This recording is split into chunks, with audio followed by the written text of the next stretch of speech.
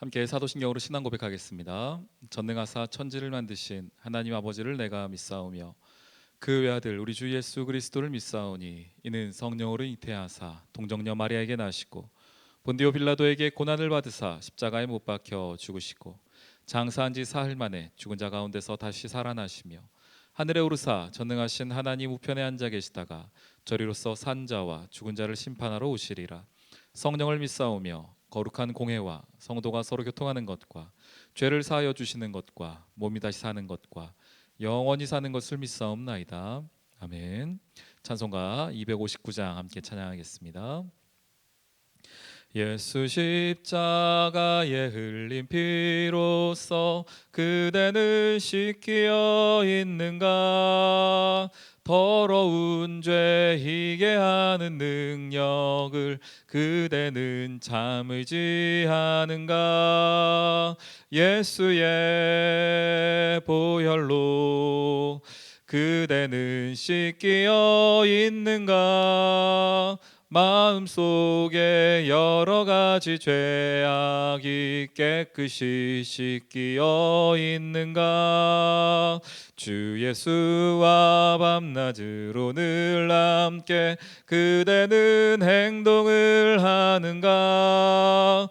아무 때나 어디서나 그대는 십자가 붙들고 있는가? 예수의 보혈로 그대는 씻기어 있는가? 마음속에 여러 가지 죄악이 깨끗이 씻기어 있는가? 주님 예수 다시 올 때 그대는 영접할 예복이 있는가? 그대 몸은 거룩한 곳 천국에 들어갈 준비가 됐는가? 예수의 보혈로 그대는 씻기어 있는가? 마음속에 여러 가지 죄악이 깨끗이 씻기어 있는가? 모든 죄에 더러워진 예복을 주 앞에 지금 다 벗어서 샘물같이 솟아나는 보혈로 눈보다 더 희게 씻으라. 예수의 보혈로 그대는 씻기어 있는가? 마음속에 여러 가지 죄악이 깨끗이 씻기어 있는가? 오늘 함께 보실 말씀은 고린도후서 7장 말씀 함께 보도록 하겠습니다. 고린도후서 7장입니다. 그런즉 사랑하는 자들아, 이 약속을 가진 우리는 하나님을 두려워하는 가운데서 거룩함을 온전히 이루어 육과 영의 온갖 더러운 것에서 자신을 깨끗하게 하자. 마음으로 우리를 영접하라. 우리는 아무에게도 불의를 행하지 않고 아무에게도 해롭게 하지 않고 아무에게서도 속여 빼앗은 일이 없노라. 내가 이 말을 하는 것은 너희를 정죄하려고 하는 것이 아니라 내가 이전에 말하였거니와 너희가 우리 마음에 있어 함께 죽고 함께 살게 하고자 함이라. 나는 너희를 향하여 담대한 것도 많고 너희를 위하여 자랑한 것도 많으니 내가 우리의 모든 환난 가운데서도 위로가 가득하고 넘치는 기쁨이 넘치는도다. 우리가 마게도냐에 이르렀을 때에도 우리 육체가 편하지 못하였고 사방으로 환난을 당하여 밖으로는 다툼이요 안으로는 두려움이었노라. 그러나 낙심한 자들을 위로하시는 하나님이 디도가 오므로 우리를 위로하셨으니 그가 온 것뿐 아니요 오직 그가 너희에게서 받은 그 위로로 위로하고 너희의 사모함과 애통함과 나를 위하여 열심 있는 것을 우리에게 보고함으로 나를 더욱 기쁘게 하였느니라. 그러므로 내가 편지로 너희를 근심하게 한 것을 후회하였으나 지금은 후회하지 아니함은 그 편지가 너희로 잠시만 근심하게 한 줄을 알미라. 내가 지금 기뻐함은 너희로 근심하게 한 까닭이 아니요 도리어 너희가 근심함으로 회개함에 이른 까닭이라. 너희가 하나님의 뜻대로 근심하게 된 것은 우리에게서 아무 해도 받지 않게 하려 함이라. 하나님의 뜻대로 하는 근심은 후회할 것이 없는 구원에 이르게 하는 회개를 이루는 것이요 세상 근심은 사망을 이루는 것이니라. 보라, 하나님의 뜻대로 하게 된 이 근심이 너희로 얼마나 간절하게 하며 얼마나 변증하게 하며 얼마나 분하게 하며 얼마나 두렵게 하며 얼마나 사모하게 하며 얼마나 열심히 있게 하며 얼마나 벌하게 하였는가. 너희가 그 일에 대하여 일체 너희 자신의 깨끗함을 나타내었느니라. 그런즉 내가 너희에게 쓴 것은 불의를 행한 자를 위한 것도 아니요 그 불의를 당한 자를 위한 것도 아니요 오직 우리를 위한 너희의 간절함이 하나님 앞에서 너희에게 나타내게 하려 함이로라. 아멘. 오늘 고린도서 7장은 회개에 관한 이야기를 우리에게 알려주고 있습니다. 회개란 것은 무엇입니까? 하나님으로부터 가는 방향에서 잘못되었던 것을 다시 방향을 바꾸어 하나님 쪽으로 향하게 하는 것을 회개라고 합니다. 회개한다는 것은 이미 회개할 무언가가 있었다는 것이죠. 어떤 사건이 있었고 회개할 만한 것들이 있었고 그 회개가 어떻게 진행되었는가, 특별히 회개가 일어나기 전에 이 성도들 마음 가운데 어떤 일들이 일어나고 있는가를 우리 오늘 바울이 보여주고 있습니다. 먼저 7장 1절은 이렇게 말을 합니다. 그런즉 사랑하는 자들아, 이 약속을 가진 우리는 하나님을 두려워하는 가운데서 거룩함을 온전히 이루어 육과 영의 온갖 더러운 것에서 자신을 깨끗하게 하자. 오늘 말씀을 받는 사람들이 누굽니까? 교회이지요. 하나님의 백성들입니다. 고린도 교회입니다. 그런데 그들 가운데 지금 어떤 일이 있었는가 봤더니 육과 영의 더러운 것이 있더라는 것입니다. 그래서 말하는 게 무엇입니까? 하나님의 그 거룩함을 말미암아, 거룩함으로 말미암아 우리를 온전히 이루어서 육과 영을 깨끗하게 하자, 거룩하게 하자, 온갖 더러운 것에서 자신을 지켜내자라고 먼저 권면하고 있습니다. 이야기는 달리 말하면 하나님의 자녀들에게도 분명히 이런 것이 있다는 것입니다. 우리의 영과 육을 더럽게 하는 일들이 우리가 살아가다 보면은 당할 수 있다는 것이지요. 그래서 우리에게 날마다 회개가 필요하다는 것입니다. 우리가 예수 믿었으니, 혹은 내가 목사이니, 혹은 내가 장로이니, 권사이니, 집사이니 이런 직분 때문에 내가 계속해서 깨끗할 것이다, 한 번 믿었으니 영원히 깨끗하다, 그렇지 않습니다. 하나님의 자녀로 성장하여 그리스도의 영원한 분량에 이를 때까지는 우리는 언제든 넘어질 수밖에 없고 쓰러질 수밖에 없는 존재들입니다. 그래서 우리는 회개하는 기쁨이 우리 가운데 일어나야 합니다. 회개의 당위성과 회개의 능력이 우리 삶의 가운데 있어야 합니다. 2절 말합니다. 마음으로 우리를 영접하라. 우리는 아무에게도 불의를 행하지 않고 아무에게도 해롭게 하지 않고 아무에게서도 속여 빼앗은 일이 없노라.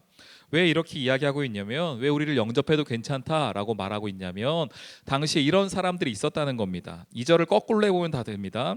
불의를 행하는 사람들, 해롭게 하는 사람들, 속여 빼앗는 사람들이 있었다는 거예요. 교회 안에 그런 사람들이 있었습니다. 특별히 교회 지도자라는 이름으로 혹은 하나님의 이름으로 교회에 들어와서 사람들을 해하고 또 사람들의 것을 빼앗고 불의를 행하는 사람들이 있었기 때문에 먼저 바울이 안심시키는 것입니다. 우리를 받아들여도 괜찮다, 우리 일행을 받아줘도 괜찮다라고 말하고 있습니다. 교회 안에 이런 사람들이 와서 불의를 행하고 해롭게 하고 빼앗는 사람들이 와서 사람들 가운데에 분란을 일으켰어요. 교회 안에 많은 문제들을 일으켰습니다. 그래서 어떤 사람들이 이 사람들을 쫓아가기도 하고 교회가 찢어지기도 하고 나눠지기도 하는 어려움들이 있었습니다. 그래서 3절에 말하죠. 내가 이 말을 다시 하는 것은 너희들을 정죄하려는 것은 아니다. 그 문제를 일으켰던 사람들, 그 문제에 관련됐던 사람들에게 내가 정죄하려고 이 말을 하는 것은 아니다. 그러나 이 일에 관하여서는 마땅히 짚고 넘어갈 것은 필요하다는 거예요. 회개할 부분에 있어서는 분명히 회개할 것이 필요하다는 것입니다. 그러면서 말합니다. 4절에 말을 하죠.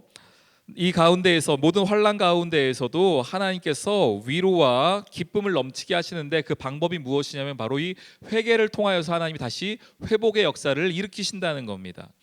당시에 마게도니아에 올 때에 바울 일행의 상태가 썩 좋지 못했습니다. 5절에 그렇게 표현하는데요.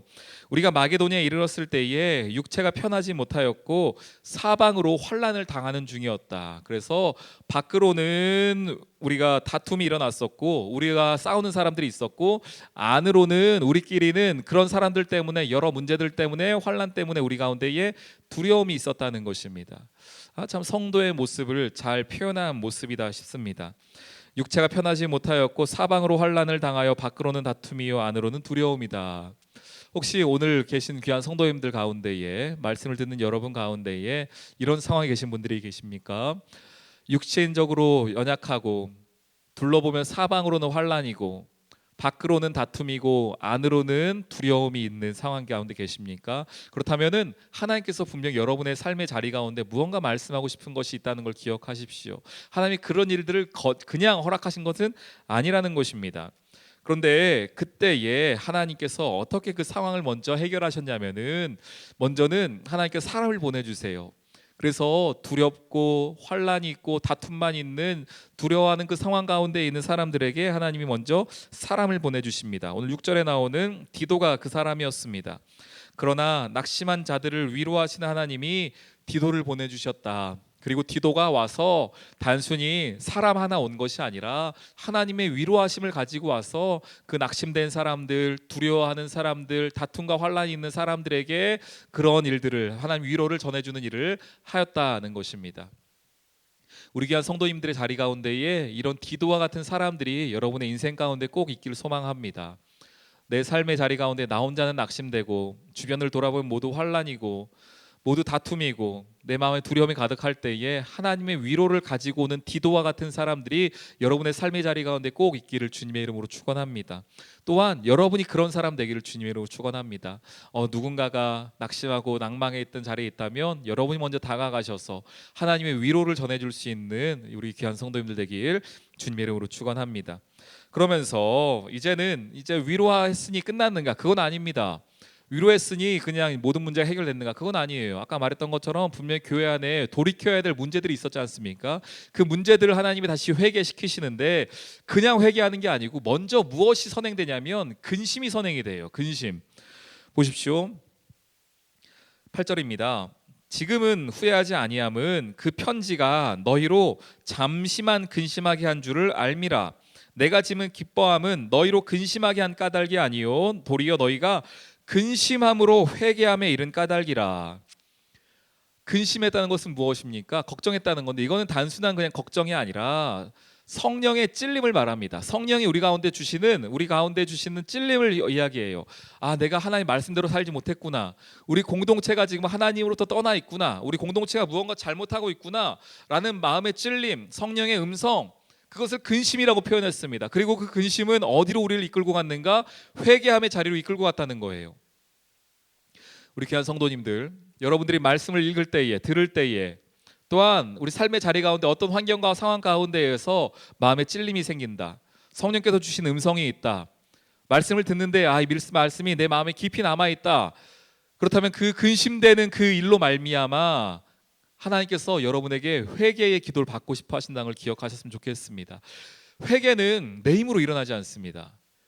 회개는 내 능력이나 내 결심으로 회개해야지 해서 일어나는 것이 아니라 먼저 우리 가운데 근심이 먼저 일어나는 거예요. 말씀을 통한 근심, 성령을 통한 근심이 일어난 이후에 회개가 일어나는 것이지 내 능력과 내 의지와 내 계획으로 할 수 있는 것이 아니라는 것입니다. 그래서 회개는 축복이 됩니다. 회개는 하나님의 자녀의 특권이 됩니다. 오늘 이 아침에 여러분들이 말씀을 듣는 가운데에 하나님의 뜻대로 살지 못하였던 우리의 모습에 어떤 근심되는 모습이 나를 찌른다면은 하나님 앞에 회개하는 여러분 되기를 주님의 이름으로 축원합니다. 이 아침에 회개하십시오. 회개의 기쁨이 회복되기를 소망합니다. 회개의 참 능력을 회복한 여러분 되길 주님의 이름으로 축원합니다. 이 말씀 기억하세요. 근심함으로 회개의 이름이 까닭이라. 그래서 말합니다. 이 근심은 세상의 근심은 아니라는 거예요. 10절에 말하죠. 하나님의 뜻대로 하는 근심은 후회함이 없는 구원에 이르게 하는 회개를 이루는 것이요 세상 근심은 사망을 이루는 것이다. 세상 근심과는 다르다는 거예요. 우리가 하는 회개에 이르는 이 근심은요 성령께서 주신 근심이라는 것입니다. 생명에 이르는 근심이라는 거예요. 이러한 성령의 찔림에 의한 근심이 여러분 삶의 자리 가운데 있기를 소망합니다. 그래서 성령이 떠나버리시면요 하나님을 떠나버리면 이런 회개도 할 수 없는 거예요. 회개를 돌이킬 수 없는 것입니다. 그런 기회가 주어지지 않는 거예요. 왜요? 찔림이 없거든요. 말씀이 없거든요. 근심이 없기 때문에 회개도 할 수 없는 것입니다. 여러분 삶의 자리 가운데에 이러한 회개가 있기를 주님의 이름으로 축원합니다. 그러면서 이 회개를 이렇게 표현하는데, 근심을 표현하는데요 근심이 우리 가운데 어떤 일을 일으키는가? 11절에 말합니다. 보라, 하나님의 뜻대로 하게 된 이 근심이 너희로 얼마나 간절하게 하며 얼마나 변증하게 하며 얼마나 분하게 하며 얼마나 두렵게 하며 얼마나 사모하게 하며 얼마나 열심 있게 하며 얼마나 벌하게 하였는가. 너희가 그 일에 대하여 일체 너희 자신의 깨끗함을 나타내었느니라. 그 근심이 우리 마음 가운데 일어나니까 이런 일들이 일어난다는 겁니다. 하나님의 말씀대로 살지 못해 우리를 돌아보면서 이런 조바심이 생긴다는 거예요.